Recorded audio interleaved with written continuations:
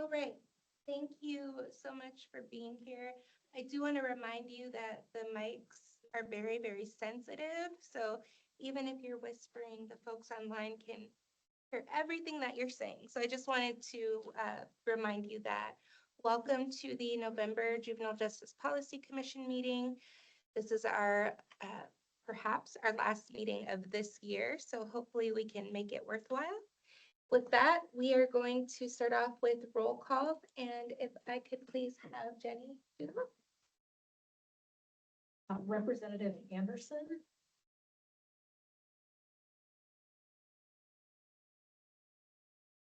Davala.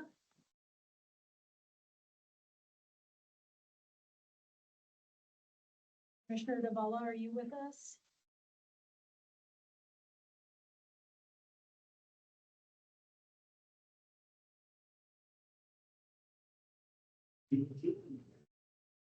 And Commissioner Detman.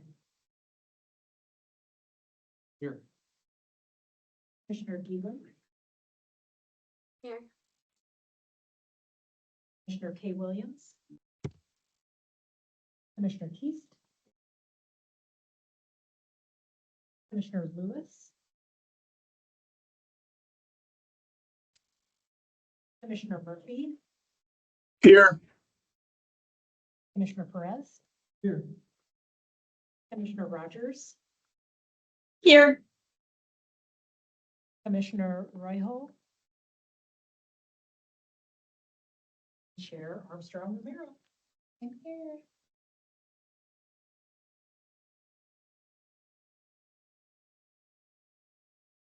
Have quorum. You. How many of you here? Wonderful. All right, now we have opportunity for public comment. So I'd like to invite any members from the public to provide any testimony that they'd like to give. I'd just like to remind you that it's 2 minutes. And if you don't feel compelled to speak right now, there is an opportunity at the end of our meeting as well. So I'll pause for anyone who would like to participate in public comment.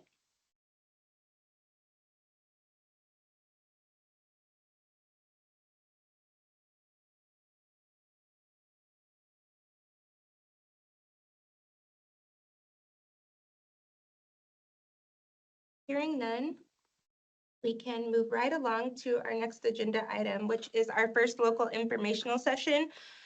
This session is a presentation from SOCAC, the System of Care Advisory Council, and we have Anna Williams here virtually, and then we have Sandra Santos from OYA here. Both are members of SOCAC chairs. SOCAC, are you? Okay. And they are going to provide a informational session. So please jot down any questions that you have. There will be an opportunity to ask them questions at the end. And at this point, I will turn it over to Anna and Sandra. Thanks, Kyla. Sandra, are you? I think I see you. Can you wave? Yay, that's who I thought you were.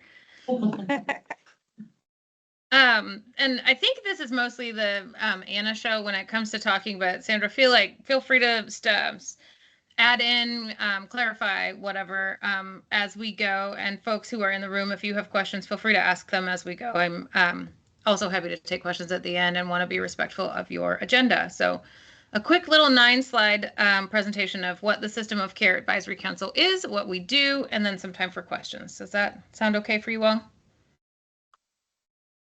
Yes. Yes. Great. So System of Care, it is a couple of different things, and that is part of why people often get confused when we talk about it. So System of Care is a philosophy, a nationally recognized philosophy that really focuses on cross-system collaboration for the betterment of children, especially those with complex needs or those who have significant barriers in access to care. So kids maybe have behavioral health needs, mental health needs, physical health needs, intellectual developmental disability needs, maybe are involved in the juvenile legal system, or having an IEP or a 504 in their school. We're looking at kids who are really involved in multiple systems that are state funded or should be involved in multiple systems but haven't been able to get access. System of care is also a set of values. Those values are using data to inform your decisions, centering the experiences of people who are using your systems, families, and youth. The national model really centers family as that lived experience involvement. Oregon has a little bit of a different flavor on that, in that we see some youth who are not connected or well supported by their families, not really feeling represented when we say centering family voice. And so we center youth and family voice. Sometimes those people agree, sometimes they don't. And that's part of the complexity of the work that we do. And then it is an organizational structure that creates and facilitates cross-system communication, collaboration, and alignment. Which is intended to address system barriers like we call this thing, we call a service home and community-based services. That has a specific meaning in Medicaid. When we talk about it in public, parents don't necessarily know those two phrases mean different things to different providers, and it's very confusing. They think they know what they're doing navigating the system, and we've actually confused them by using the same terms to mean different things or different terms to mean the same thing. That's just an example. So the goal of the System of Care Advisory Council in Senate Bill 1, which was passed in 2019, our legislatively mandated goal is to create an effective continuum of services that are youth and family driven, community-based, and culturally and linguistically responsive. The council's priority focus is on children and youth, like I said, who are involved in 3 or more state-funded systems or should be, but haven't been able to get access to the services and support that they are entitled to. And then we're mandated to create the System of Care data dashboard. It is available at the link on this PowerPoint. And it gives you all a lot of information about what types of care young people in Oregon are experiencing, where they're experiencing that type of care, and what types of providers, not like traditional healthcare workers versus psychiatrists, but like, are they receiving it in the juvenile legal system? Are they receiving it from child welfare, right? So where is that service coming from? And I'll put a link to that dashboard in the chat. We are working on being able to disaggregate that data by Real D. So hopefully soon we'll be able to really pull out some inequities in the system as they exist, and as we know they exist by the studies that we've done, but you can't visualize that on the dashboard yet. Local and regional systems of care are part of how we accomplish the work that we do. So we also partner with tribal, many of them call themselves circles of care. They have their own, each of Oregon's 9 federally recognized tribes do things their own way as independent nations. And so we're sort of referring to all of that tribal work as circles of care, even though that may not be how they refer to it themselves.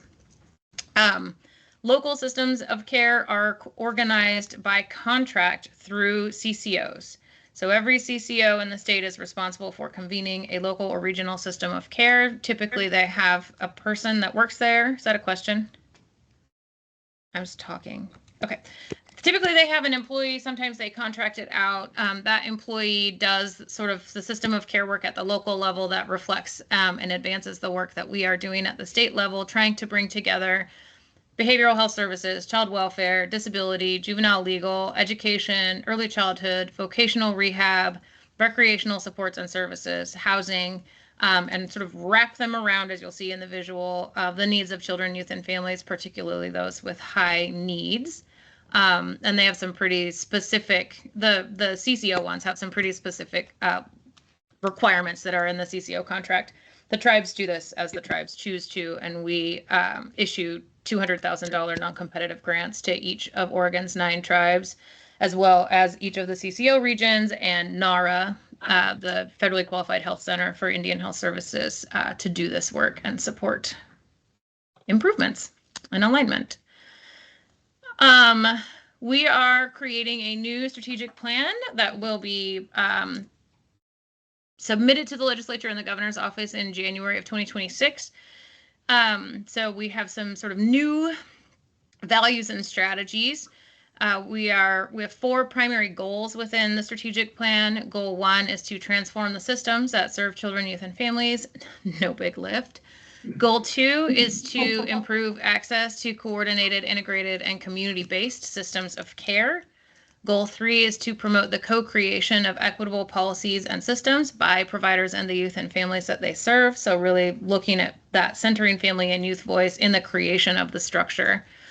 And goal 4 is to create sustainable infrastructure that increases the system of care's capacity and credibility. And when we say system of care, we're talking both internally at the System of Care Advisory Council and externally to those sort of infrastructure supports across the state that create collaboration and alignment. So those local regional partners, but also as we get rolling and hopefully things are working really well, looking out to things like MDTs and other places where cross-system collaboration is happening. Like I said, we focus on those with the highest needs. We are informed by available data. As you all probably know, the data we have doesn't always answer the questions we have. And so we do our best, as I know you all do as well. And we have a deep and abiding collaboration with the Alcohol and Drug Policy Commission that was sort of formalized in legislation in House Bill 4002 to work together with them around youth substance use disorder care, which is a giant gap in our state in terms of services, supports, funding, access, all of the things. And so you'll see in our strategic plan and in the Alcohol and Drug Policy Commission strategic plan, which is coming out in January, the same steps and strategies that and the same timelines and goals for a set of activities that were generated by the youth, a youth group of youth that were convened by us both, and they are called the Oregon Youth Addiction Alliance. They will continue to support and lead on implementation as well as we walk through the next 4 years of implementing. I already told you what the primary purpose of the council is. I don't need to tell you again. And I talked to you a little bit about local systems of care. One of the sort of challenges, I think, is this dot point down here, number 4, address barriers to services and supports and elevate unresolved barriers to the System of Care Advisory Council when needed. They have resolving barriers as their only duty in their CCO contract, the only deliverable that they are required to do. The System of Care Advisory Council at the state level doesn't even have the word barrier in our founding legislation or any of the follow-up legislation. So their sort of legal mandate and our legal mandate don't actually fit together, even though we're supposed to be like the local and state partners. So we are trying to figure out how to collaborate and meet our separate mandates. But that is an ongoing opportunity for improvement. And they receive the grants, like I said. And then we sort of all advocate for policy and system change, both at the sort of micro closest level, like why can't you give that person a bus pass if that's their barrier to access care, all the way up to talking to our federal delegation about how we think Medicaid funding structures need to change to better accommodate Oregon's needs. Current major projects, we are working on strategic planning, as I already mentioned. I'm happy to give you all as well the link to our draft strategic plan and the feedback information that in case any of you want to dig in and give us your thoughts. We are also just finishing up a year of work that was mandated by Oregon's House Bill 4151, which was to create a youth behavioral health workforce subcommittee, where we really dug into services and supports that what does Oregon's behavioral health workforce who has a bachelor's level or below need to be sustainable and accessible to better serve the needs of Oregon's youth and better match the demographics of the existing population of people who need behavioral health care. That report was discussed at our full council meeting on November 4th and will be decided upon at our next full council meeting on November 18th. It is available on our website. So if you are a workforce person and you're focused on peer delivered services or bachelor's level services and below, feel free to come nerd out with us. We are deep in that conversation. And then we're trying to, like I mentioned, figure out this barrier reporting and resolution partnership between the locals and the state, and how do we really do that work effectively with all of the other challenges that I know you all are experiencing alongside of us as funding is disappearing overnight and programs and services seem more and more unstable.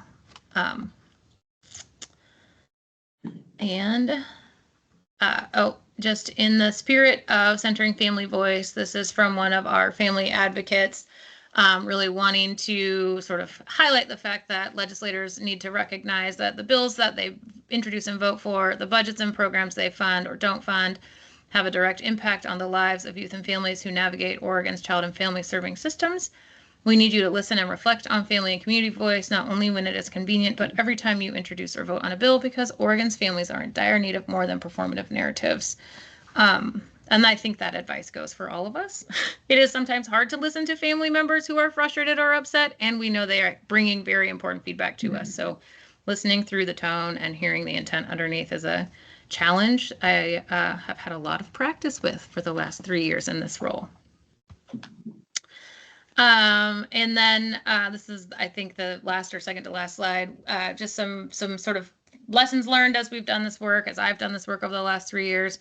Behavioral health crisis. I think you hear a lot about Oregon is in a crisis. Oregon is in a crisis. The whole country is struggling with behavioral health access for youth. Oregon is not unique. Every state in the nation has a temporary lodging crisis. Oregon is not unique, right? I think we get a little bit myopic when we think about like, why can't Oregon solve these problems? These are big, difficult problems that other states are also struggling with. And so we are not uniquely failing. And I think it is not helpful for us to sort of demonize those system partners who are, and I think you all, many of you are those system partners. So I know it's not helpful for you to be demonized as you're trying to do your really difficult work and struggling with the lack of policy and funding supports that you need. Emergency room boarding, same thing. Kids are stuck, adults are stuck in emergency rooms without the right place to go to get the care they need all across the country. This is not a unique to Oregon problem. Oregon is especially siloed. Siloing happens in every state, but Oregon has done a bang up job of creating a new division or department every time we need to solve a problem. And that has its benefits. It also has its significant challenges. And it splits up funding. So we sort of lose economy of scale sometimes. But we also confuse even ourselves in trying to figure out now who owns this work. I remember it used to be them, but then it moved over here, and we create our own complexities. Some challenges in Oregon: responsibility for solving a problem and the authority to solve that problem are often not aligned. I know that is work that you all experience as well. You often are receivers of that lack of alignment and the kids who suffer as a result of that lack of alignment. And then I did a little alliterative, 3 major challenges that Oregon faces continue to be rates, regulations, and relationships. So we don't pay enough for the work that we all know needs to be done to provide support and services to young people and their families. We have done a really intentional job of creating explicit language in our regulations that was intended to be based on best practice and really was based on best practice, but has had some unintended consequences by being hyper specific and therefore creating challenges for like people in rural areas that can't live up to that, communities in rural areas that don't have the resources to live up to that level of expectation. And so if they can't do the service in the perfect way that the regulation requires, that children in that community don't have access to any of that type of service. And so, sometimes our high standards have been one of our greatest weaknesses. And then, relationships, and I don't mean to say that relationships are a challenge. I think relationships are sort of the antidote to all of this, but we can't just base our solutions on relationships. They have to really live at the policy level, and maybe it's a memorandum of understanding, right? That's a formal relationship and not just, well, gosh, Molly and I have known each other for 20 years, so we're going to solve this problem. And then when Molly retires, it's gone. That solution no longer lives on. So that's the reference to relationships. I think sometimes we do rely a little bit on just knowing each other and getting the good work done without formalizing it before that relationship moves on. And I think that is it. Yeah. Questions, comments? Sandra, did you want to say anything? Yeah, I'll say something. I think I was invited to join, and just because myself and Sonia Little Deer are the juvenile justice representatives on the System of Care Advisory Council. So I think what I'll just say is it's been a few years now that I've been there, and for a little while trying to figure out how what our place is on that council and our purpose. And there's so much to talk about, and there's so many systems and so many so many different areas to focus on. And I realized pretty quickly that our partners, the other child serving agencies and folks in the state, largely misunderstand the work we do in juvenile justice. And so that pretty much my purpose for being there is to often remind folks of really the differences of our system with the adult correction system, and reminding folks of why we do the work we do, what it is we do, and just the importance of the collaboration, because we really want to support our partners so that the youth get served in the right systems and don't end up even needing our services. And, you know, we were just, Lisa and I were just having a nice little conversation about how juvenile justice is a system that we just really can't say no. And so we don't have, you know, youth come to us, they're not voluntary, they don't, well, for the most part, they're not voluntary. And we don't have a choice on whether we serve them or not. We can't just close their case and move on. And so sometimes we end up being a system that for lack of other services, for lack of other supports in the community, for you know, missing resources, they come to us when they probably could be served better someplace else. And so I really value being part of the committee, because I can share about cases, share perspective, where I do see areas for growth. I do see a lot of collaboration areas where we need to collaborate. And I just like to remind people of how our system works, and you know, what an ideal world would be. So I'm happy to answer any questions. Are there questions for Anna or Sandra? Thank you so much for that presentation.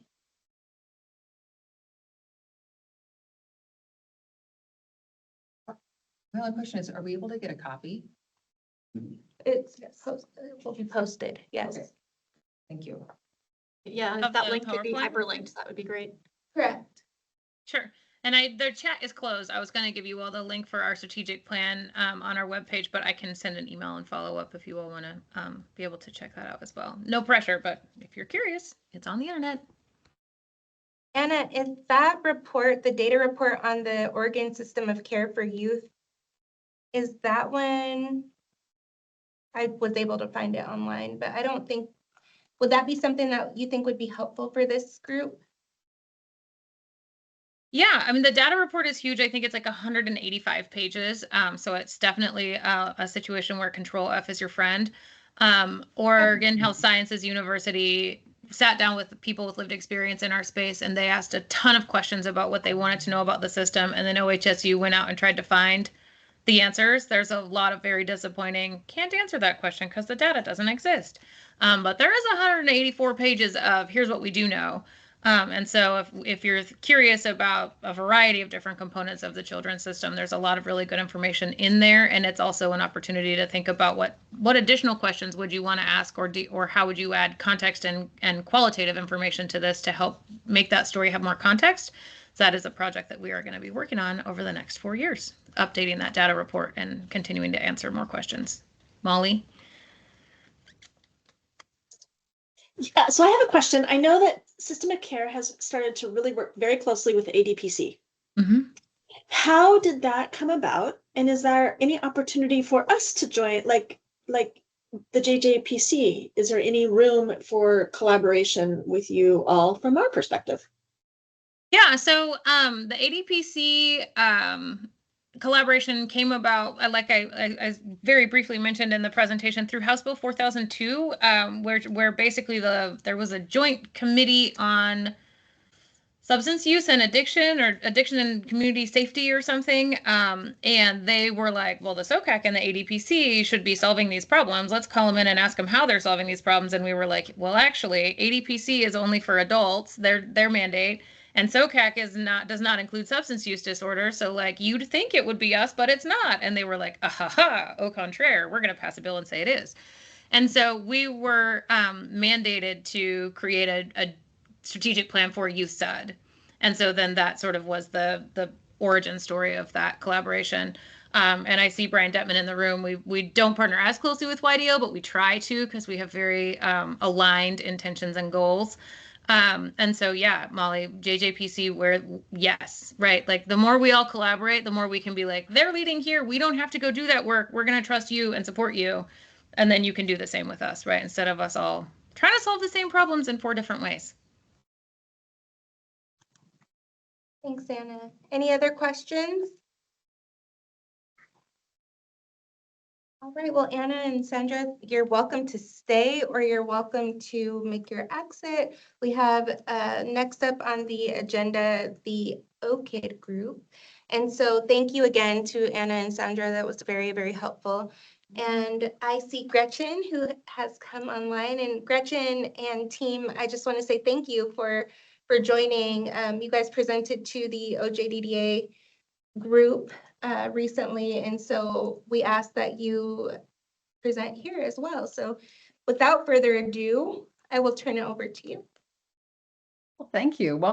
Thank you for welcoming us today. And it's awesome to follow Anna. We are somewhat of a complementary and partnering effort to SOCAC. Anna actually sits on our governance committee, and Jesse Baumgartner, who has joined me here, is a policy analyst who actually also participates on SOCAC's data committee. So we've got some nice flow back and forth. And I'm also joined by Shreya Roy, who's another data analyst with the project. And if you have hard questions, I will be referring you to those two. What I had prepared, and actually, do we need to do a time check at all, Kyla? You are right on time. You are scheduled to start at 2:30 Perfect. and you have 25 minutes. Great. Okay. And then give a flag, because we could talk about OKID all day long. So Sure will. yeah. So what we have prepared here, let me just pull up my screen. And hopefully that works. Everybody can see presentation? Great. Okay. So what we have prepared, we're going to do a little bit more of a truncated discussion than we did with OJDDA, but we really want to make sure kind of what Anna was doing too. We want to make sure you understand what OKID is. We have a recent brief that we just put out that's focused on youth with behavioral health care needs and juvenile justice contacts. So we wanted to just give you a little bit of taste for that and make sure you have the link to that. We also are doing a dashboard endeavor that we also wanted to hit on as well. So we'll have to kind of squish everything up, but I'm also happy if people want to stop me while we're talking to ask questions. Sometimes that's nice to have. So just to give the little thumbnail of what OKID is, we started officially in 2019, where we were in somewhat of a startup mode for a couple of bienniums. What OKID is an integrated data project, data set. It's meant to be nonpartisan, objective, really was created to provide cross-program data for policymakers. So we're not in the business of handing out data to researchers, much to many researchers' chagrin. It's not in our data use agreements. We are trying to make as much of the cross-program dynamics available through our work with the data set. And I have a couple slides that can give you a little bit more detail on it. But we're Oregon specific. We are longitudinal. If the data that we in OKID, if it's available, we have it back to 2001. And then it's cross-program, and DHS assists us in linking the data at the child level. So we don't get identifiable information. We never do anything at the actual individual child sort of level, but the linking allows us to aggregate across subgroups, across areas of policy, sort of what typically would be in separate agency silos. And so the idea is that we would do analyses, online visualizations. We have a dashboard effort, like I said, and we'll talk a couple minutes about that too. We are governed by state policymakers. We have a governance committee, like I said, Anna sits on it, as well as the agencies where we get the data. They're either their directors or their designee, and then legislators from both houses, both sides of the aisle, and the governor's office. And they meet every other month to help us sort of stay on track and figure out how to use this amazing resource in the most most beneficial way for policy discussions that are coming up.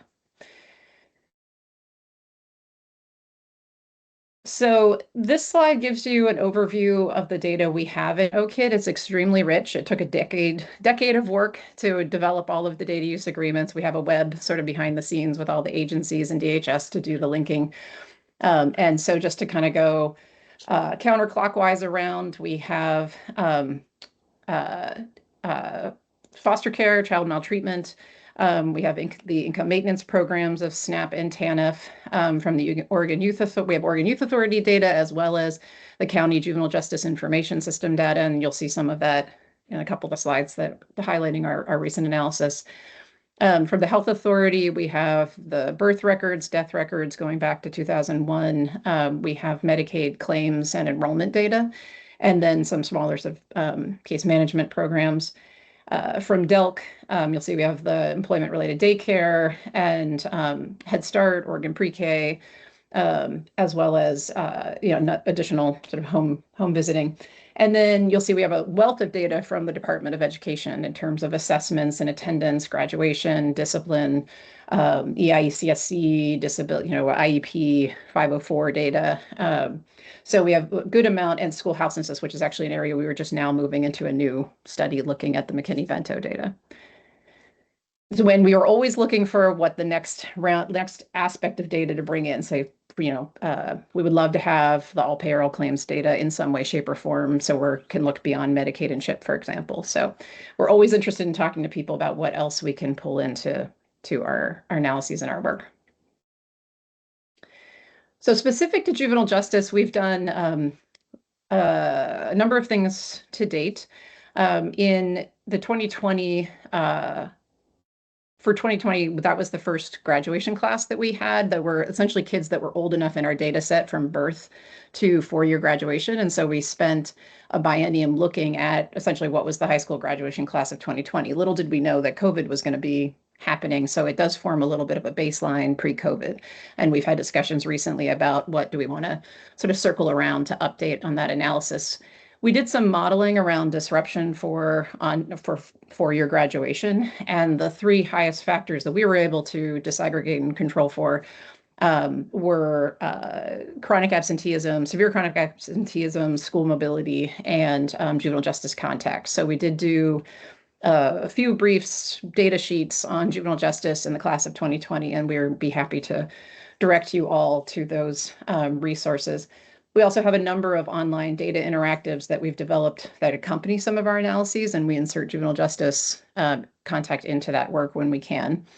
And then the thing that if we have time today, I would love for Jesse to be able to hit on with you. If not, we'd be really happy to come back or have a separate time that we could invite you to engage with us on this effort is we have up right now what we call a child wellbeing dashboard. It was kind of a prototype, kind of a first proof of concept that we did when the project first started in 2019. We since then have learned a lot, and there's been many, many data efforts and many, many dashboards out there. SOCAC was getting off the ground at the exact same time as us. So we've been learning a lot in terms of how we can serve sort of being kind of in the middle and having all this data integrated, some, hopefully clear ideas of how a new redesigned dashboard can really support, broadly support all the other data and sort of cross-program efforts that you all and others are doing. So juvenile justice commitment rate was not part of the first dashboard, but is going to be in the new one with an estimated release date of early next year, sort of January next year. We have been actively trying to engage folks in how that all the dashboards are developed. And so we would love to talk to folks about that. So we can circle around to that if we have a couple of minutes at the end. Maybe Jessica can show you a couple of views just so it becomes real as to what we're trying to do. And if not, we can schedule a separate time if you're interested.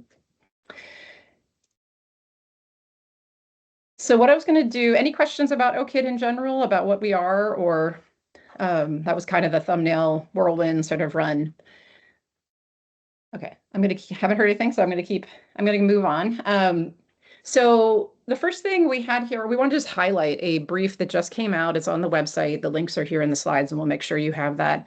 That is, we had a what's a foundational brief on behavioral health diagnoses specific to Medicaid and CHIP. Since we don't have the all payer, we focused very specifically on Medicaid and CHIP enrolled kids.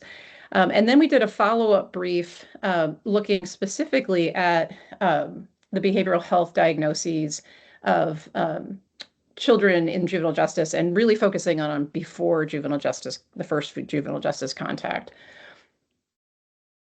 So, and this was prioritized by our governance committee. And as we thought about behavioral health and juvenile justice, there was a real interest in, sort of what's going on with these kids before they hit the juvenile justice system, and what do we know about their behavioral health diagnoses and treatment, and what services were they, did they have contact with? And, the thing with, the data we have is we're not the magic bullet. We're not going to be able to give you, if you intervene here, this will change, and, but we can, the whole hope is that we give data for folks like yourselves, forums like this, to be able to discuss the data and, hopefully generate a next stage of conversation, and also feedback to us in terms of, if you could do this and this, that would be super helpful for, this work coming up, for example.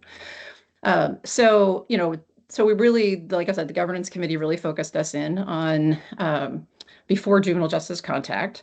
And so the study population were Oregon youth who were enrolled in Medicaid and CHIP between 2012 and 2022. They were between the ages of 12 and 18 in 2017. And to be in the population, they had one or more behavioral health diagnoses. So we had about 25,000 youth in the study. And then really we looked at we compared the youth who had a behavioral health diagnosis before their first juvenile justice contact to those who had a behavioral health diagnosis but no justice contact. So that's just sort of the context of who we were looking at. And so just some key takeaways you'll find in the brief. In that population, 1 in 5 youth with behavioral health diagnoses had contact with the juvenile justice system of some kind. A majority, 65% of the youth that had a behavioral health diagnosis and juvenile justice contact received their first diagnosis prior to the first contact.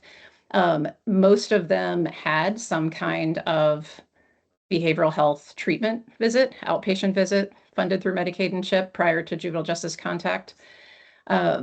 They also had more contacts, and some of this is not at a high level, it's not going to be surprising to a lot of you. They had more contacts with the child welfare system. They had access to or were enrolled in, had an IEP in 504. We looked at their disruptive educational experiences, definitely more. We've got a visual, sort of put some numbers on that, but 3/4 of kids with the behavioral health diagnosis and juvenile justice contact had, 3/4 of them had school suspension, almost double the proportion of students without justice contact. And 1/4 of the youth with behavioral health diagnosis before juvenile justice had at least one out-of-home foster care placement. We did a little sort of focus in on the foster care population. So the 1/4 of youth is definitely higher than you would see in the broader population. So just some visuals on that. And then, like I said, this is just kind of a taster of what's in the brief. And if it draws out any questions that you have, please jump out there. But so we already read through some of the takeaways, but we said that almost all the youth received some level of outpatient health treatment prior to justice contact. It's quite a bit of treatment in the sense that, 50% of the youth had between 1 and 18 visits. 1/4 of them had between 1 and 7 behavioral health visits before they, had contact with the juvenile justice system. Very few had no behavioral health, under 1% had treatment visits. And then you can see that bottom visual there, figure 2, is looking at the percent of youth who had behavioral health treatment in the first 3 years after their first behavioral health diagnosis. And so these are kids who eventually hit the juvenile justice system, but they are still, 40% of them 3 years after their diagnosis were still receiving treatment of some kind. So there is some treatment that's reaching these kids. The question is kind of, is it the right treatment? Is it enough? I mean, there's obviously a lot of questions there. But there is quite a bit of, contact that's going on with these Medicaid and CHIP kids before they are touching the juvenile justice system. I mentioned what we kind of put in sort of disruptive educational experience as well as other program contacts. I think the things I'd pull out here, if your eyes go to the sort of right-hand side under school discipline, we mentioned the suspensions for youth that with the behavioral health diagnosis and justice contact, that's the blue bar. Those are the blue bars. Considerably more, 78% with juvenile justice contact compared to 40% without. Also chronic absenteeism and severe chronic absenteeism, you're looking at 90 versus, 89% versus 71 or 66% versus 43. So a pretty stark difference there in terms of the experiences before juvenile justice contact. And then this was our focus in, this is just a piece from our little focus in on the foster care, those children with youth also with foster care placement. And as I said before, nearly 1 in 4 with a behavioral health diagnosis experienced out-of-home foster care prior to their first juvenile justice contact. So it's a good percentage of the kids. And you can see the 2 blue bars we pulled out, there's, slightly higher percentage, also had an IEP. So it's a, clear point of system contact. I think what we always like to show, we try to do sort of a socio-demographic look in every piece of work we do. We do race and ethnicity, gender, sex, gender, geography, disability based on the IEP status, and poverty. Poverty, we use sort of the continuum of TANF, SNAP, Medicaid, and CHIP as a proxy for income. And so deep poverty in this scenario is that their families at any point in time had TANF. And you can see that income's definitely playing a role in here too. So those are just kind of like snippets from what we have, right? This is a very descriptive brief. There's no modeling included in this, but it's trying to give sort of that cross-program look and where kids are getting touches in the system before sort of they move into, higher level interaction with the juvenile justice system, and, hoping that it generates conversation and questions from you all. So let me pause for a second to see where we are on time. We're a quarter till. And we may be able to talk about the dashboard for a couple of minutes, but I want to pause for a second to see if anybody has questions about what we looked at in the study or just anything I've hit on so far. Commissioner Detman? It's Brian Detman, Youth Development Oregon. I wonder how you are defining juvenile justice contact. I just would love to, what does that in this data mean? Do you want to take that, Shreya? Yeah.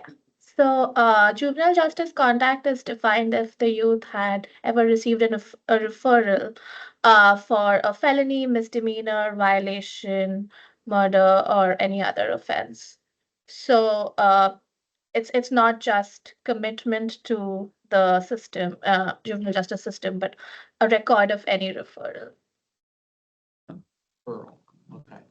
And I think in leading up to this, so if you have, just kind of throughout, if you're, as you're mulling on what's in this brief, if you have questions like that, a lot of times we have things that we've investigated leading up to then, say what the governance committee prioritizes in the end. So I know we've did some look at sort of the levels of severity in terms of juvenile justice contact, and that's not exactly what this brief was focused on, but it is something that we had done some sort of background investigation on, if that's, an area of questioning in the future that you'd like to go on. No, that's helpful. I mean, I imagine that as kind of law enforcement contact, and whether or not the juvenile system or any juvenile system activity happened. But I'm not trying to get in the weeds. I just wanted to understand. Yeah, no, and it's actually a good parsing and not a bad transition. We don't have transition right away, but that the indicator that's in the dashboard is juvenile justice commitment, which so that it's getting a little bit more into what you're sort of parsing there in terms of actual contact or being actually in the system. Mm-hmm. So we can swing to that. Any other questions? So like I said, the brief, the links to the brief are in the slide deck that we'll make sure you all have. Okay, can I just clarify to make sure I'm following? Because the answer to your question was juvenile justice contact, not commitment. Is that right in these slides? This is any contact with the juvenile justice system? Yes, Referral? that's right. Just a referral, Yes. which systems are working. Many times, law enforcement, if they have contact with law enforcement, it will result in a juvenile justice referral. Is that folks' understanding? Looking sort of at our juvenile justice folks, because I know it differs, but is that sort of generally the process that if there's contact with law enforcement, that the juvenile department would get, if there's a report generated by law enforcement? All the time. Yeah. Not every juvenile department neither. I would agree. Only, most often, only when a citation or a custodial situation, not always are informational reports. Okay. That would be good just for, I would just, if there's something sort of general knowledge in the from the juvenile department folks about what that looks like in terms of referrals. It would be helpful to interpret some of this information about who we're getting at. And some of this is just relating to a conversation that some of us had yesterday about kids with mental health issues.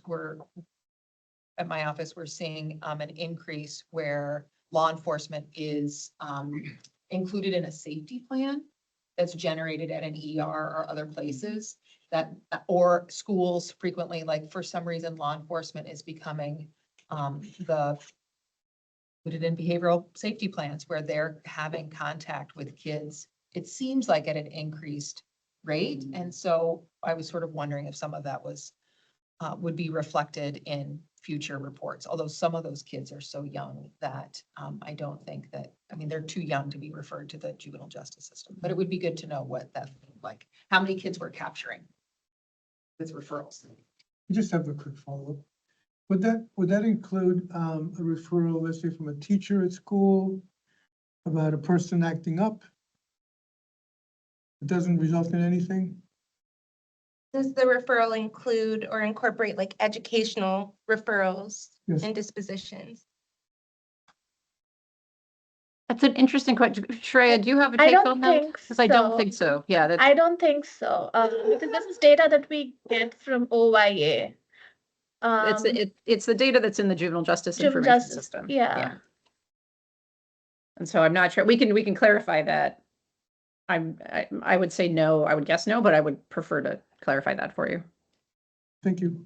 Yeah. I would imagine that some of that data would be protected for the schools. I would imagine, I don't know. I can only share for one county, and Kyla can, by all means, she has the expertise in her county, but school generated data for behaviors in schools is not captured in JJS for our county.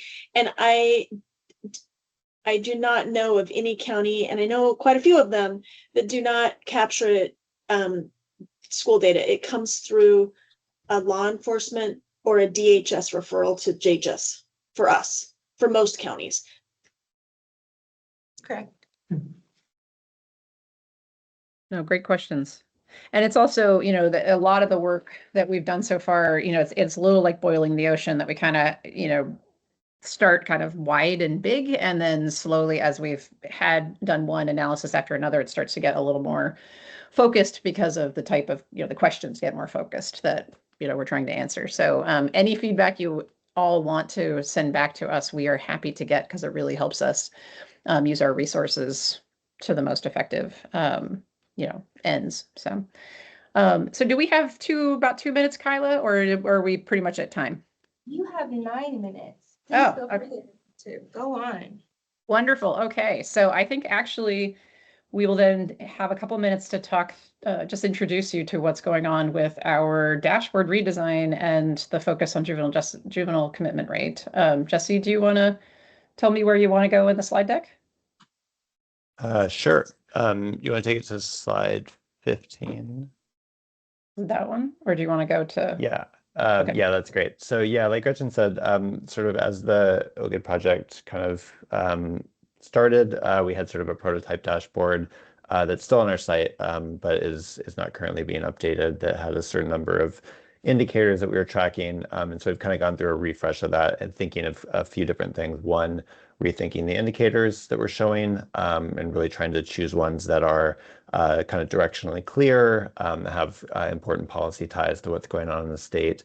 And then also even for indicators that we did show in the past, rethinking how we show them, sort of the most meaningful ways to display the data, to get at regional trends, to get at other experiences kids might be having prior to those sort of final indicators or outcomes. So these are the list of kind of where we are starting. The goal is sort of to roll it out over this through the first half of next year. So we have those sort of 7 on the left that we're sort of actively working on right now, starting with those first 2, student houselessness and juvenile commitment. And then a couple you can see on the right that we're still getting some feedback on sort of particular indicators for those areas as well, that we'll be filling in. You can go to the next slide, Gretchen. Just a quick timeline. We're sort of aiming to have, as Gretchen said, sort of the first 4 of these up at the start of the next year, and then sort of that first batch that we saw on the last slide more towards the middle of next year. You can go to the next slide. So juvenile commitment is one of the first 2 that we've been working on. So currently in the process of actually putting together a test site and getting feedback. As Gretchen mentioned, a lot of different conversations with people around the state around juvenile commitment, juvenile justice to get feedback on that. So I think as we think about juvenile justice more broadly for the dashboard, there's sort of 2 areas here. One is this particular indicator, juvenile commitment, obviously, directly kind of measuring what is happening for kids entering the system. And then secondly, for those other indicators that you saw, an opportunity to display interactions with the juvenile justice system, experiences, timing of those interactions, and sort of looking at the correlation of that to those indicators. For example, student houselessness is one. But in this case, juvenile commitment is one indicator that we are putting a lot of early time into. It will sort of allow people to look at the state rate over time, comparing it nationally. For each indicator, we're kind of putting together sort of this overview type graphic and information. And then as you can see there on the bottom, for each of these indicators, really trying to allow people to go through the background, why the indicator is important, the demographics, and I'll show you that in a second, looking at the data geographically, particularly geographic regions that are of relevance to the indicator, which can depend potentially on the type of system it's involved in or sector. And then picking out 3 to 4 key experiences that might inform how we think about what's happening and sort of who is ending up within this particular measure. So in this case, this indicator, we're taking a specific look at behavioral health experiences, and Gretchen touched a little bit on some of the other work we've done on that, education, foster care, and then student houselessness as well. And within each of those, really an opportunity to look at the differences for kids who are also experiencing those things, but also potentially, like I said, the timing of those things and then the relationship to an eventual experience of juvenile commitment. You can go to the next slide, Gretchen. And then it's just a screenshot of our current test site that we're kind of demoing, but just an idea of kind of what it will allow people to do on something like demographics, and looking at the ability to not only look at some of those core characteristics, and some of these things are only available because OCID has that cross-program data. So for example, IEP in school, or income level based on enrollment in income support programs at a household level. And then also an ability that we're displaying here to actually pick a couple of these together. And I think that's something that we've heard really consistently from our governance committee, but also some of the conversations we've had specific to juvenile commitment and juvenile justice is really the ability to not just look at one thing, but look at a few things side by side, to understand some of the real important differences that might be masked by averages or by sort of single characteristics. So that just gives you an idea of kind of what you'll be able to do with that moving forward, and that'll be true for other indicators as well. And then you can go to the next slide, Gretchen. And then I think we'd welcome questions or comments right now, but also discussions moving forward. I think we have a lot of interest in understanding kind of what is most helpful for people to look at this specific indicator. And here we're thinking about the geographies that we're going to be able to show. And some of that is limited to sample size or to the numbers that we're dealing with, which are smaller, obviously, for juvenile commitment. But then I think we're also interested in probing a little bit on for these other indicators that we're going to be putting up over the next year, kind of which one of those would have a lot of interest for looking at sort of where juvenile justice contact or interaction might be happening along the way. So I think those are kind of two areas that we're gathering input in and would really welcome thoughts and questions and follow-up comments or conversations because we're having a lot of those right now. So I think, Gretchen, you have anything to add? Otherwise, happy to take any questions or again, for longer conversations offline. Absolutely. I think the only thing I would just underscore that you mentioned there, but one, and actually two thoughts.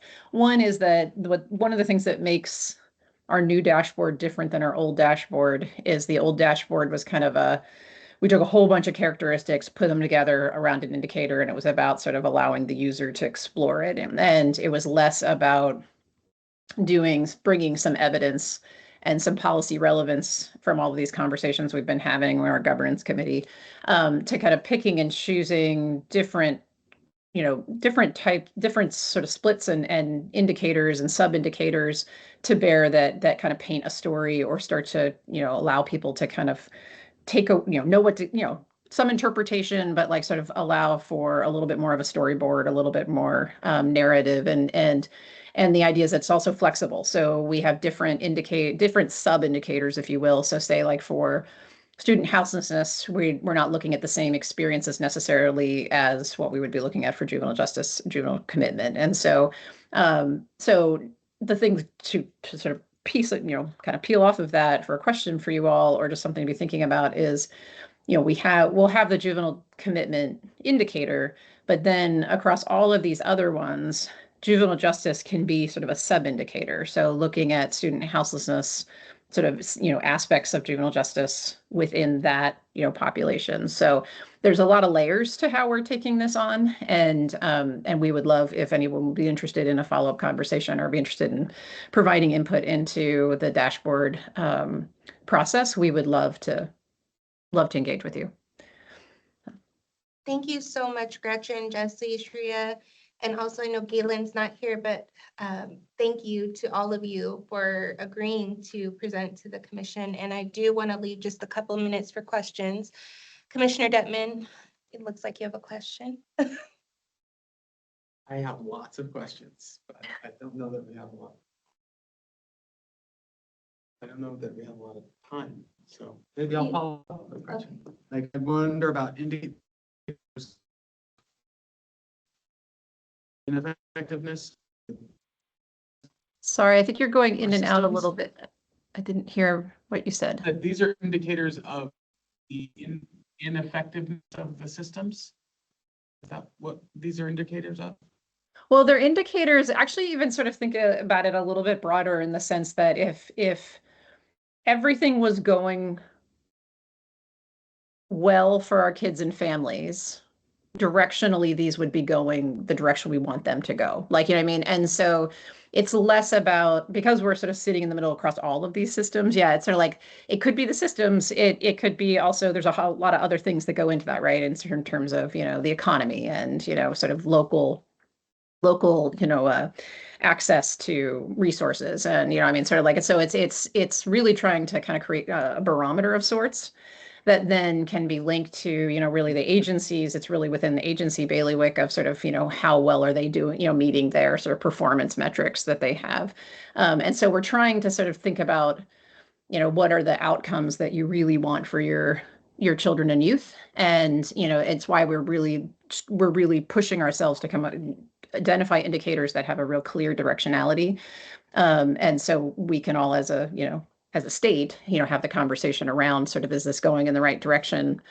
What do we know about what's happening? How can we sort of dig in more into the data, but then also use the data for this kind of conversation or the kind of conversation SOCAC has with the community So it's a long answer to your question, but it's sort of like we actually have been trying to stay away from something that would be potentially, say, an agency's performance metric.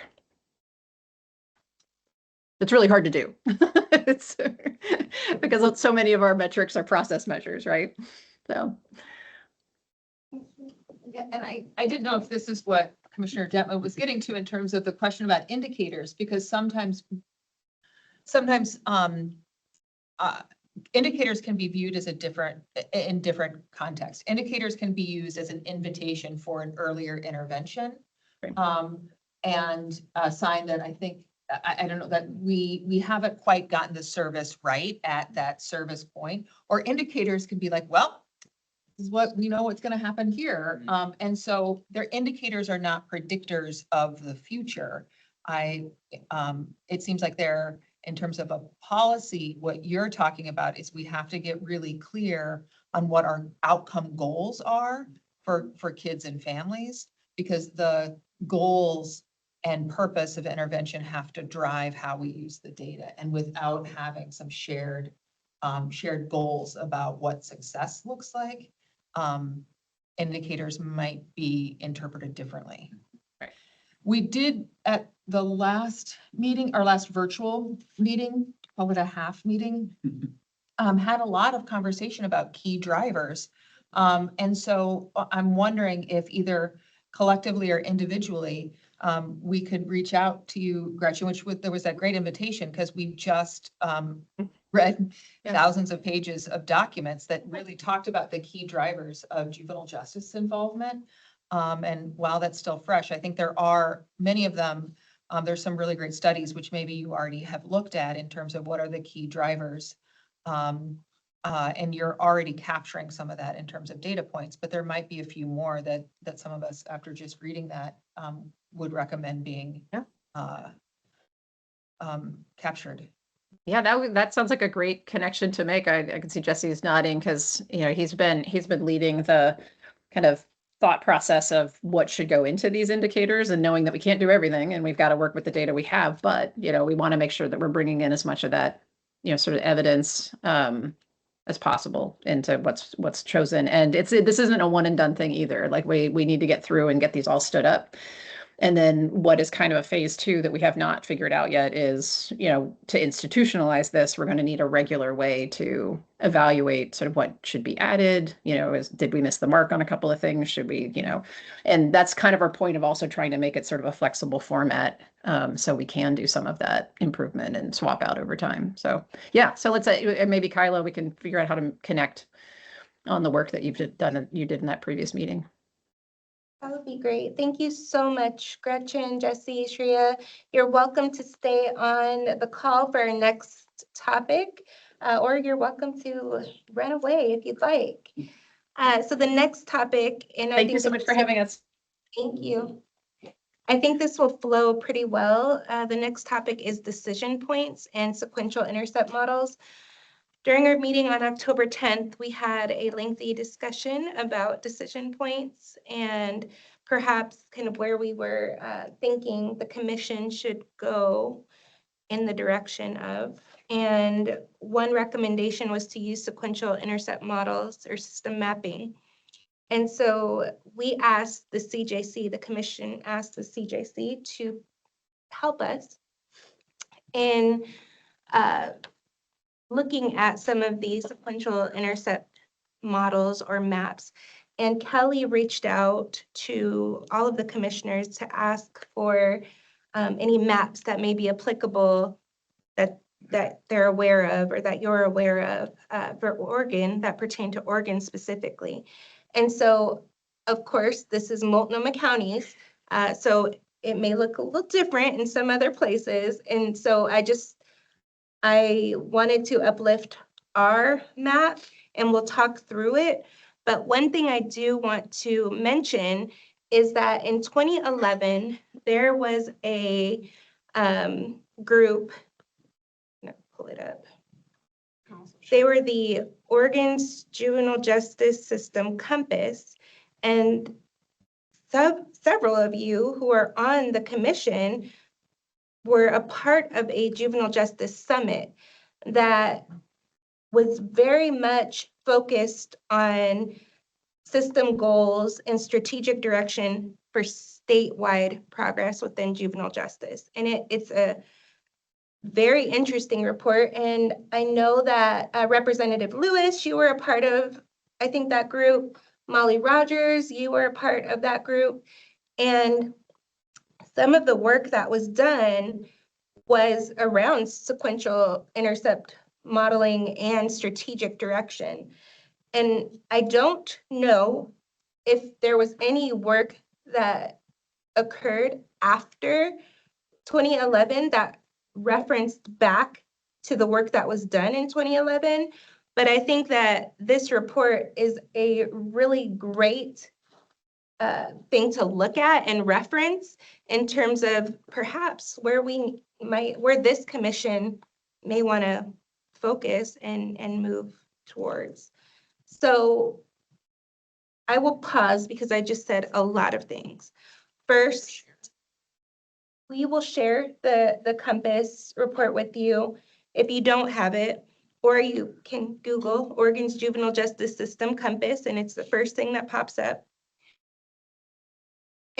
Or we can talk about the intercept model. The purpose of the intercept model was to talk about the decision points of which youth come into the juvenile justice system, and then the commission kind of focusing on which point do we want to focus our efforts on initially. So I will pause, and I'm inclined to start with the decision points, but for Molly and, I'm sorry, Commissioner Rogers and Representative Lewis, if you would like to chime in about your experience with the Compass report, I think now would be a great time for you to do that.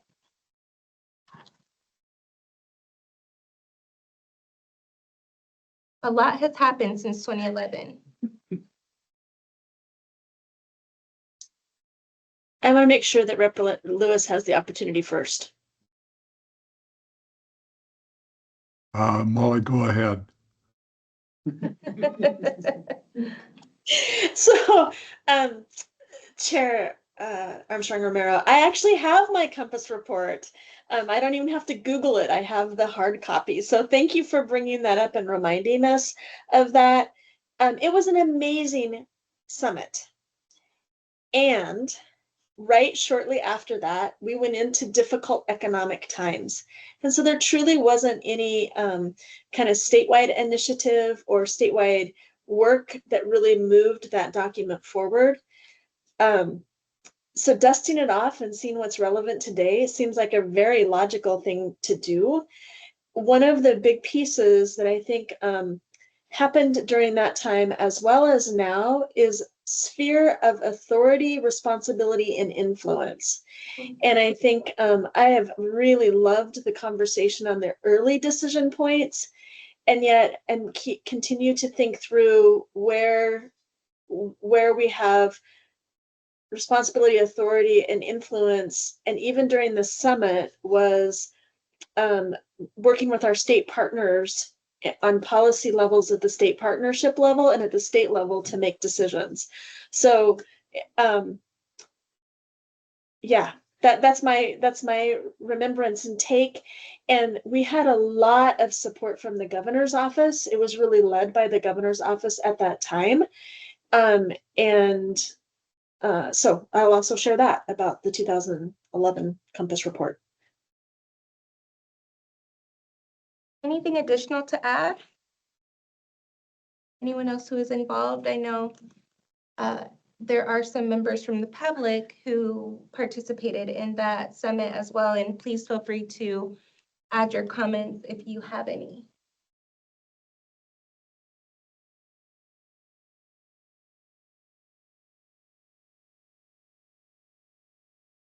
So, hearing none, there is a Juvenile Justice Summit tomorrow, and it is focusing quite a bit on risk assessments. The judicial branch that is hosting the summit, and it starts at 8:30 a.m. It's virtual.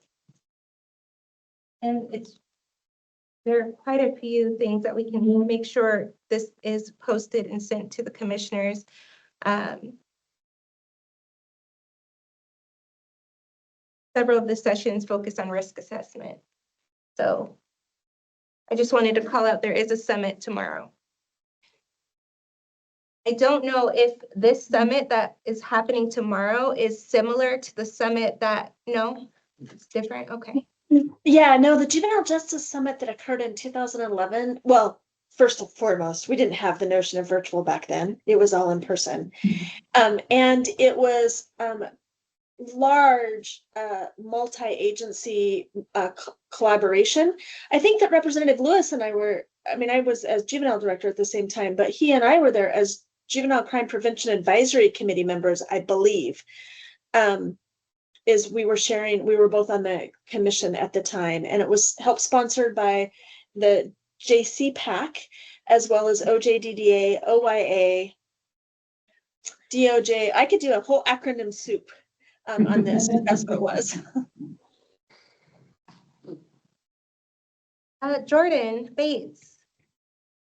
Yeah, hi. I just wanted to weigh in just to give a little more info about the Juvenile Justice Summit. This is just the OJD Summit. We did one last year. It's an annual program. I think that maybe last year was the first one, maybe the year before. Nella Hogberg is running the show, so she has the details. But that's what this is, and it really is, about the dispositional reports and risk assessments that OJD has been working on, along with a lot of other partners in the system.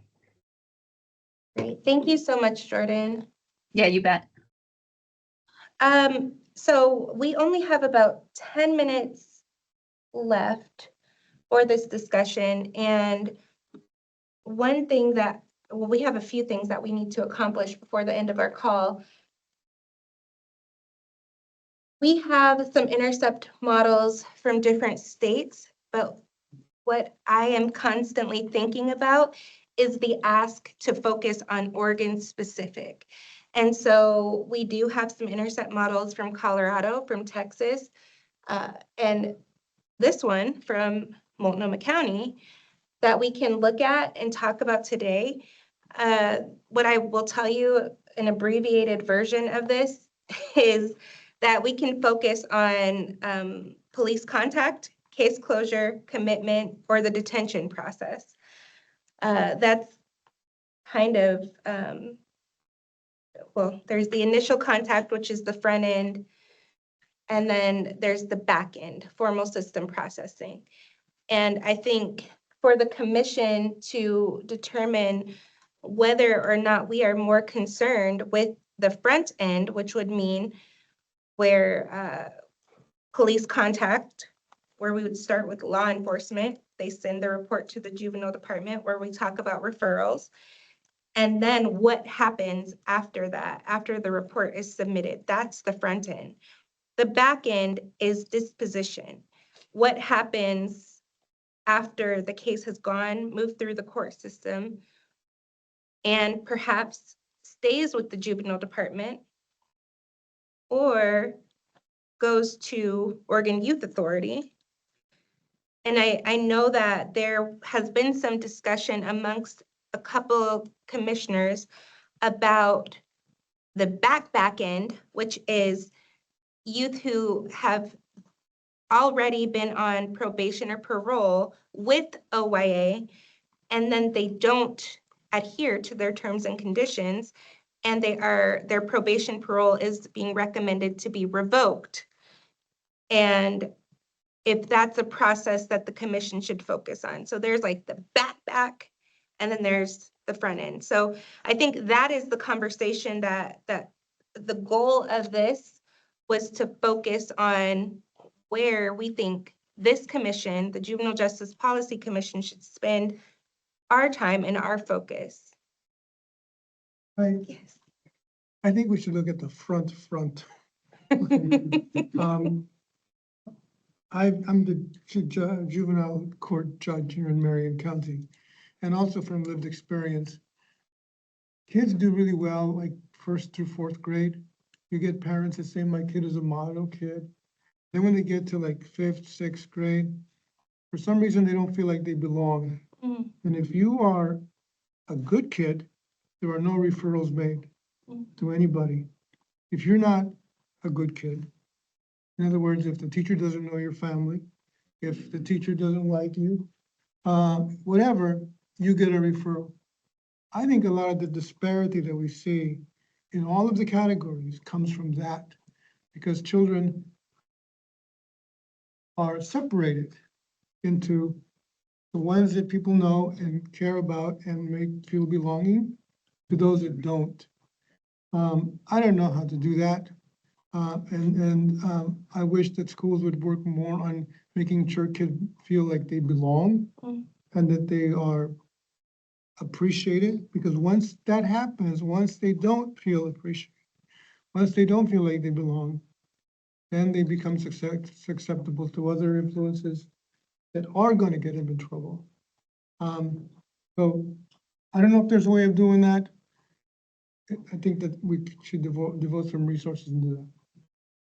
Thank you, Your Honor. Mm.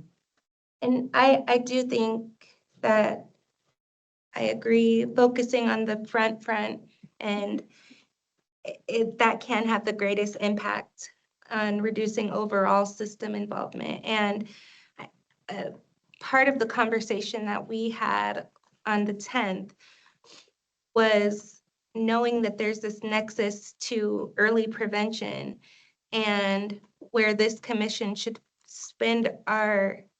focus our energy, knowing that there's SOCAC and other committees that are very focused on the earlier ages or the younger ages. And I think that there's also the opportunity where there is perhaps the initial point of contact with the system, there's opportunity for change. And some of those cases don't end up going through the system. There are a large majority that don't go through the system. And this commission focusing our energy on what that looks like what are the cases that are diverted from the system? What are the cases that have opportunities for restorative diversion? But I would love to hear from others. Please. I have to say, well, I agree completely with the judge about the most impact.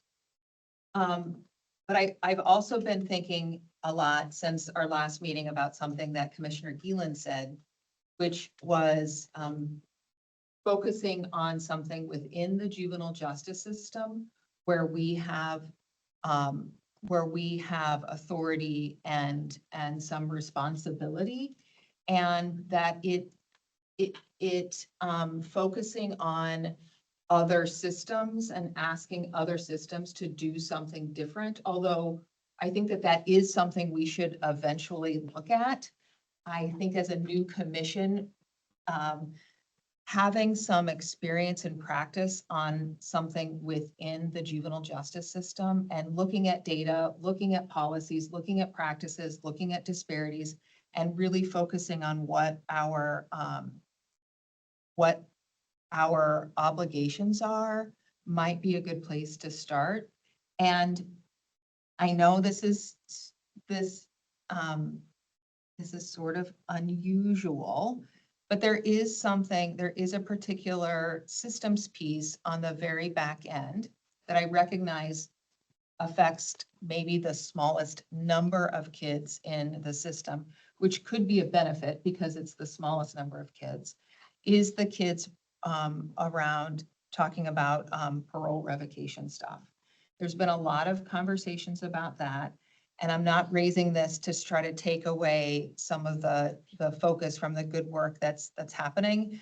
I think that there are lots of people who are aware. There's the governor, the OIA Youth and Family Advocate raised some concerns. OIA responded really quickly. I think that that's something that the commission should applaud. I certainly do, because I think that that was great that things were, they're really working on coming into compliance. And it seemed like it's a new position. And it seems like that's working because concerns were raised, they were uplifted, they're being addressed.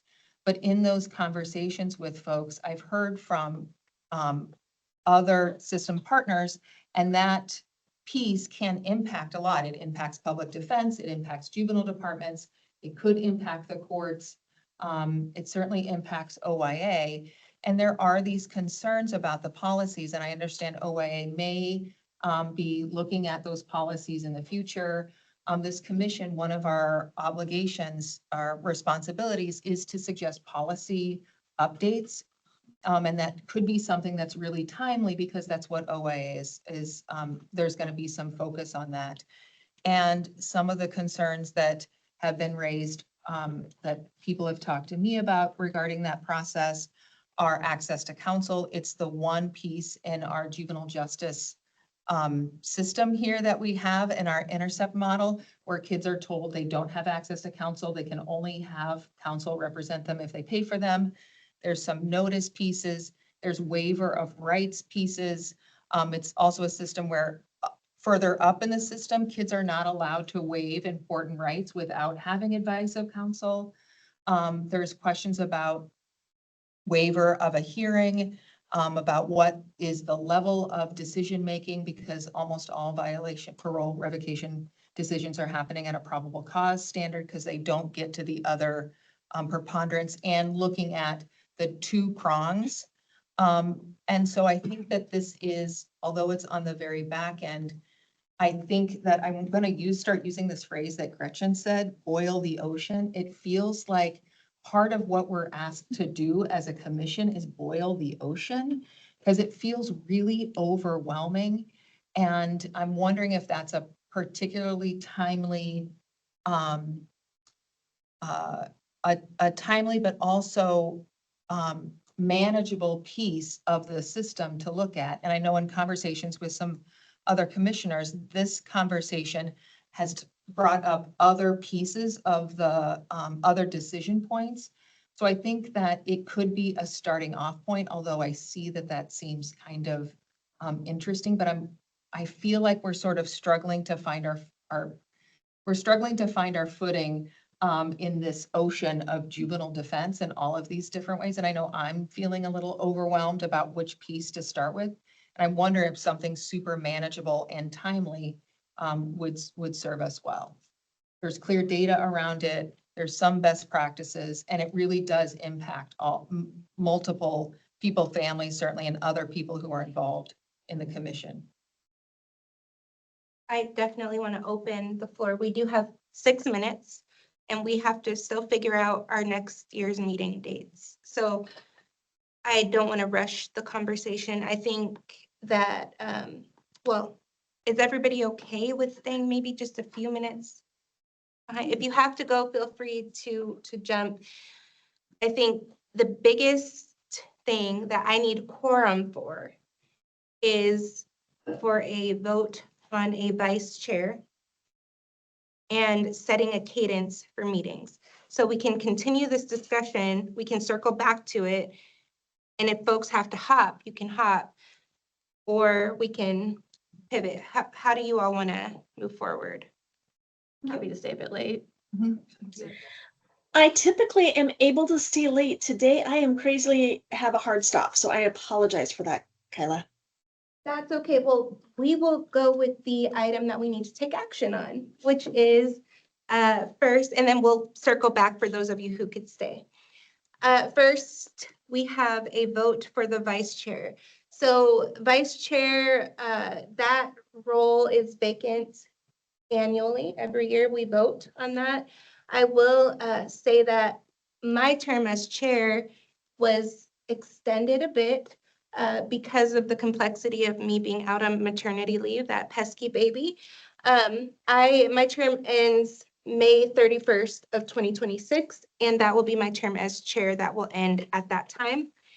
And so we have a couple options. And Ryan, would you mind offering? Yeah, there's, a couple of complexities, I guess, to look at the vice chair. So you have statutory language to speak to how we come to have a chair. Vice chair, it's left to the commission. The chair position has this requirement built in that speaks to a limitation to 2 consecutive years. there is nothing to that effect for your vice chair position. And so I think the starting point for a discussion or a vote is how you want to govern your vice chair position moving forward. Do you want to follow suit and kind of assume same that a vice chair is limited to 2 consecutive terms or 2 years, or not? That then would open up the door for then how you approach who is your new vice chair, because you have an existing vice chair could do a second term, a single year, or you could start anew. I think the first question is just of governance, how the commission would like to move forward with, putting a term on or not putting a term on your vice chair role. So, term on, if, this will probably be the easiest way to do this. If you can raise your hand, if you feel like a term on for the vice chair would be the most effective.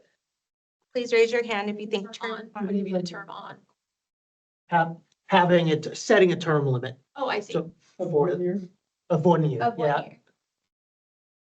Brendan, Lori, we're voting. Hands up if you think a term of 1 year for the vice chair. Molly? I don't think I have a strong feeling about either one. Okay. Yeah, I don't even. Are we okay with moving forward? And I hate to recommend that Pablo's not here, but he is currently in the role of vice chair.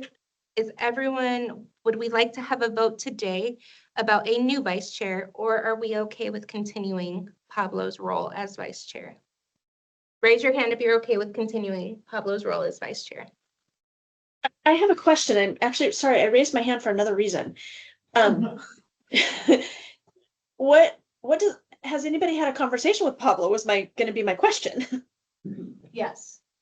Yes, he is interested in another term as vice chair. I should have started off with that. Okay. He comes back technically tomorrow. Maybe can we quit sharing the screen? Because we can't see everybody in the room as well. If that would be too much to ask. Oh, perfect. We don't want to sway your vote, Molly. No, that was okay. So it sounds like we're okay with Pablo continuing at least until May? I believe it's June that we'll bring, or probably prior to June, we'll bring the topic back to you all for the sake of choosing someone new and hearing the consensus here that would not be Pablo, right? We would kind of put a 2-year term on it. Awesome, thank you. All right, one last thing is the schedule. I think virtual meetings have their wonderful benefits, and I think that we have met quorum when we had the last virtual meeting. And I would like to offer something that we meet on a regular cadence of perhaps the first Friday, the second Friday of every month, or, and of course, these are virtual meetings moving forward starting January. And with the option of tours in addition to the business meeting. So there would essentially be 2 meetings a month, which one would be a tour of a facility or juvenile justice program, etc. The other would be a business meeting. Are there days that work better for folks? Like if we were to say the 3rd Friday of every month, starting in January, do folks have conflicts with that? Does that seem to? Depends on the time. I mean, are you thinking morning or? Mornings are better for me if we're doing Fridays. For the business? Would folks prefer a regular cadence meeting or would you like a poll? We're happy to do a poll. The regular cadence? Yeah. Okay. Yes. Yes. Yes. Agreed. Yes. Okay, Yes, what? Full To year cadence, to cadence. Cadence. Yes, to cadence. cadence. Okay, so then that looks like if we were to do the 3rd Friday, I'm just throwing this out there. That would be January 16th. Are there clear conflicts for any commissioners who are still here. I'm supposed to do a jury trial, but sometimes they don't go. January what? January 16th, the third Friday of every month. I'm unavailable in the mornings on the third Fridays, but I'm available in the afternoons on the third Fridays. I'm available all day on the fourth Fridays, Oh, just to offer an alternative. we can do the fourth. Well, some months don't have a fourth. Well, February doesn't have a fourth Friday. Oh, no, it does. Yes, there is. Yes, it does. Yes, it does. Yes, it does. Just joking. Don't hold that against me. So the fourth Friday of every month, is that something that you all? I think it's Morning. easier to plan Yeah, around, because then we definitely. can have it on our calendars Right. and then. Awesome. Fourth Friday in timing, morning, afternoon. It sounds like Commissioner Keys prefers the morning. Morning would be better for me. I have an alternate Friday, every other Friday, 3:30 to 5. So I'm free up till like 3, or 3:30. If we did like 1 to 3, maybe? That's perfect. Is that That's great. 1 to 3? 1 to 3? Yes. So fourth Fridays from 1 to 3. Remote. Yay. Perfect. That was great. And will you send out an invite? Okay, Yes. perfect, thank you. And then separately, the tours, we'll figure out perhaps some places that may be open to having our commission tour, because of course we'll have to work around their schedules. And so we'll put those dates out ahead of time and the locations ahead of time. But if you have recommendations for where you would like to go or what you would like to see as a commission, please send those recommendations. Can I send them to Kelly? Send them to Kelly. Okay. All right, that was great. Now, going back to the hard part. For those of you who are still able to participate, we're just gonna continue this conversation just for a few more minutes. I don't want to miss what Commissioner Williams was saying about the revocation hearing process. Do others want to chime in about the decision points or about moving forward with, I just want to clarify. please? My comments were a gripe that I've had forever and ever and ever. I don't think it's something that we can address. Mine is not an alternative to what she said. I think that we just need to kind of keep in mind as we're picking a topic to focus on for this biennium's report, kind of what the goals and the authority of the commission are and the purposes of the commission, one of which I think is to recommend policy changes to the legislature. So I think I think maybe critique or keep agencies accountable via the legislature. So if we, found that a particular agency or whatever had administrative rules that they weren't adhering to or something like that, we could include that in a report or address that in a report so that the legislature could keep that agency accountable. I think that Commissioner K. Williams' suggestion might be, I don't know that much about it, but I think that might be one area in which we could do a sort of goal-driven approach that would be consistent with our mandate.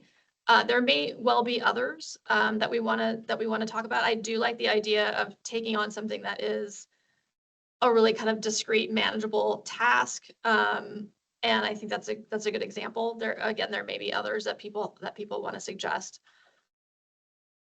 And we did not have the OYA representative appointed yet.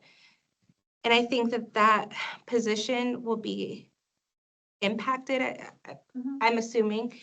I know that there are several groups, as Commissioner K. Williams alluded to, that are working on the same issue. And I know that we have a member of the public here, and I hope it's okay that I call on them because I think that this revocation hearing issue came up in a different committee, and that committee is an OYA committee.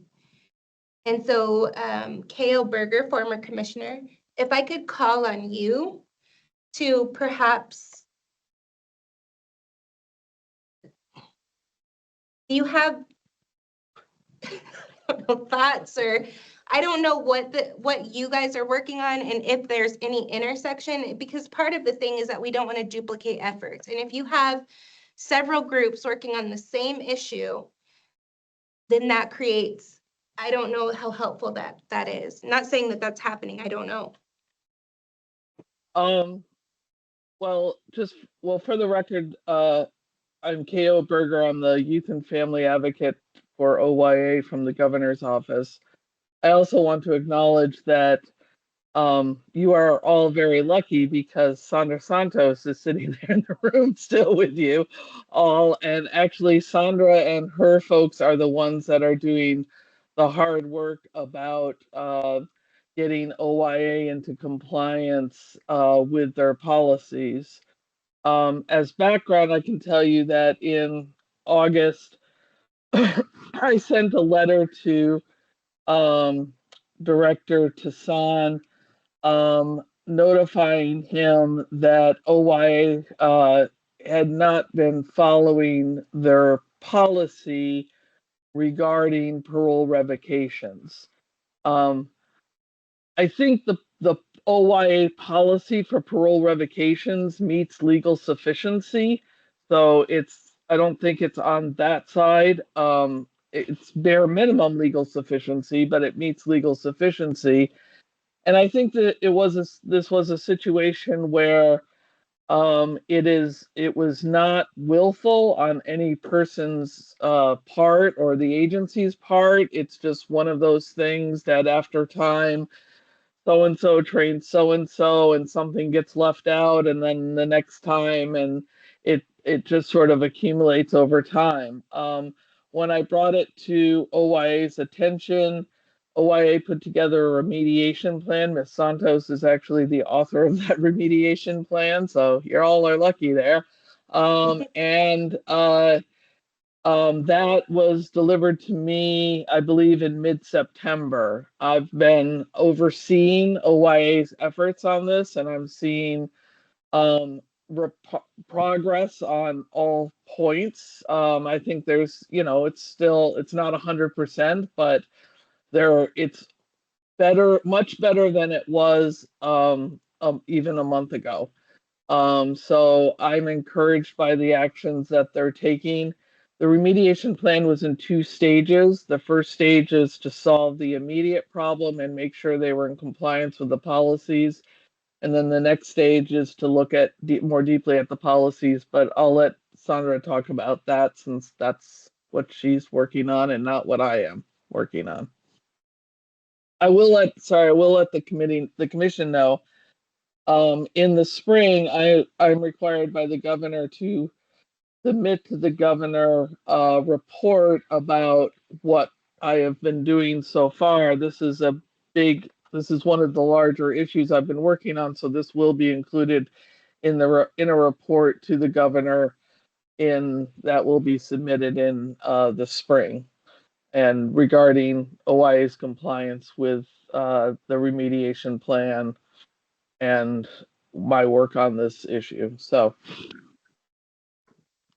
Thank you, K.O. Sandra, would you like to add anything? Yeah, I can share. For those, I think everyone knows me, Sandra Santos. I'm the Assistant Director of Community Services. So I oversee parole and probation for OYA. And yeah, it was brought to our attention, and just like K.O. said, we took a look ourselves, and yeah, we saw that, oh yeah, there were some things that even some of our most seasoned staff were not aware of. And so we figured out, uncovered a few things even that we were surprised about, and we got to work. So it's surprising to hear, only because we were well into the work and have made a decent amount of progress. We've already had one work group and are working on figuring out our next phase of the work. Feel, grateful that KO is around and what kind of brought all of this to light, and feel pretty good about the progress we've already been making. So part of the phase one was just getting in line with our own rule. And then I think phase two is we realize that maybe our rule it needs some work.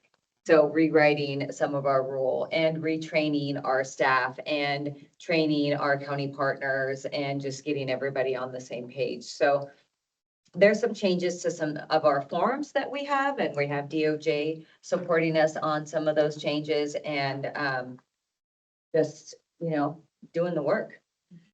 So. And can I clarify this? Because I think that I'm not suggesting that the commission look at the compliance work that's been done. There's been a lot of compliance work that has happened, but the other conversations that have come up are about what the existing rule is. I think there's been a ton of work that's happened for OIA to come into compliance with what the rule is. But what I've heard from other system partners is that there are some questions about even if the policy meets legal sufficiency for what is required for adults for due process, is this the system that we want for kids? And I think as an agency is rewriting their policy, one of our rules is to make administrative rule recommendations. And we could, as a commission, when you have a juvenile justice partner like OIA who is rewriting their administrative rules, our commission could make recommendations to what those policies are as they're being updated. Is this a rulemaking type of administrative rulemaking that you'll be going through, like advising your OERs as and as well as like internal policies that are not rules based? Okay. Okay. And there could be that we would recommend changes to statutes too. I mean, I don't have a particular outcome in place. It's not like I don't have something written or something to propose, but I have heard some concerns about what the rule requires. I think it would be helpful to understand, like, sorry, go ahead, Kale. Well, I just wanted to point out that I think there's the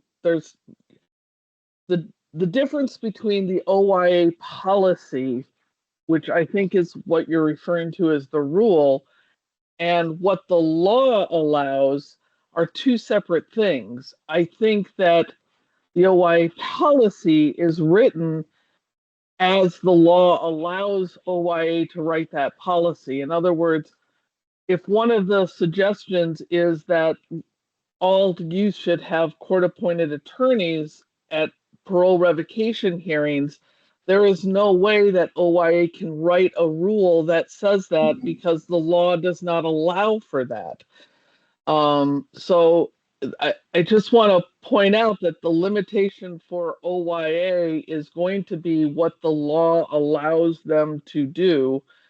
And that is the restriction that I think a lot of these considerations are really going to bump up against. Unless the law changes, OIA can't write the rule the way it sounds like people want them to write the rule. No, absolutely. I think that that's an excellent point. And it could be that as a commission, if we talked about this issue and looked at it and we haven't had the discussion yet. But if we looked at this decision point and said, maybe we should offer counsel to youth during this decision point. And if that was a recommendation, what would need to change in order to make that happen? In the statutes, what would need to change in the ORS? Yes. I think what I would fear in that is the delay, a potential delay for youth. I mean, we're having delays on the front end for youth to move through to have counsel. So then on the back end, for them to be appointed representation, will there be delays in youth having to sit where they may not have had to sit and wait in McLaren. Like, Right. And I think that this is what you'd have to, these are all of the issues at about a particular decision point that the commission would need to discuss. And maybe the commission would say, we aren't going to recommend counsel for youth because there's going to be too many delays. And, or maybe we would recommend that that instead of a preliminary hearing, that they need to move forward, that the rule should allow for a formal hearing within a particular period of time. I mean, there are all of these, we may each have a very different perspective about what should be required. But I think without a full conversation at a decision point, that's where all of that is flushed out. And that's the benefit of having all of these different people around the table, because everybody has a different perspective, where you might have the perspective because you have a youth who's at your detention facility. And the goal is, the statute limits the number of hours or days that they can be in the facility. I think it would be helpful to have an OYA representative before moving forward, and I know that that's not going to be resolved today. I'm curious if folks think that it would be helpful to have a separate meeting in December. I know we're not scheduled in December, but perhaps adding a meeting in December to talk about this topic and or other decision points further. Or we can wait until January. I would prefer December based on giving guidance to CJC if they have work that they need to do and our technical assistance providers, but is anybody completely opposed to adding another meeting date in December? You're completely opposed? No. Okay. I would support. Hand raise. No, that was the role, that was a hand raise in favor of the idea of meeting in December. And generally, I also think the idea of not boiling the ocean or doing something at perhaps the deeper end of the system, not duplicating effort, because I agree if something's happening somewhere, like, we should be aware of that, but I think this warrants further discussion. I said in our last meeting that we're thinking about some work around probation reform. And I mean that pretty broadly and generally, and so, but we at the Youth Development Oregon and our commission, our Juvenile Justice Committee, I think we're just starting down the path. So alignment in that regard, I think, would be really helpful and good. And so I support the idea of another meeting if we can get one scheduled in December. Awesome. Well, that will likely be a poll. I'm so sorry. And thank you to our wonderful staff members. We'll do that, send that out. I want to offer that there is so much, there's a lot that we can focus on. I think that funding, understanding the constraints that many counties in the state are facing right now is something that we just need to keep in the back of our mind, that if we're proposing something that will have a large or significant impact to funding, I think it's just something that we need to consider. And I was going to ask that we look at like a restorative justice pathway as a point of disposition. But also, as I was thinking about it, there is a fiscal note to restorative justice pathways. And so like you just weigh the pros and the cons, and there is a lot. And so I agree that this is a low-hanging fruit to talk about. And I think it would also be helpful to have a data dive, how many youth are impacted. And I want to thank Debbie Martin because she gave me some data. And there were 23 total revocations in 2020, in the Q3 of 2025. So we're not talking about a lot of kids who are impacted. So it would be helpful to dive into that data a little bit more to assess whether or not this is where the commission moves forward. So. Is that data available? Does it have demographic information? It does. Is that something that can be shared? I can give it to you. Yeah. I guess whatever we propose is going to have some financial implications. I mean, one of my biggest concerns is lack of resources, and that necessarily means more resources. So I don't know if we want to be restricted by the fact that it's going to have a fiscal impact. And just because we make a recommendation doesn't mean the legislature will do anything, will like adopt it, you know, because they might say the fiscal is too big and we like your recommendation, but we can't do it this year or something like that. All right. So until next month. Thank you. Thank you. Thank you.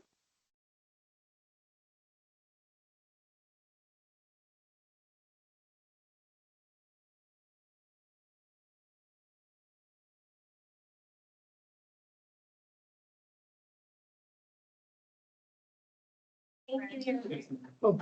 Glad you're here. We're gonna.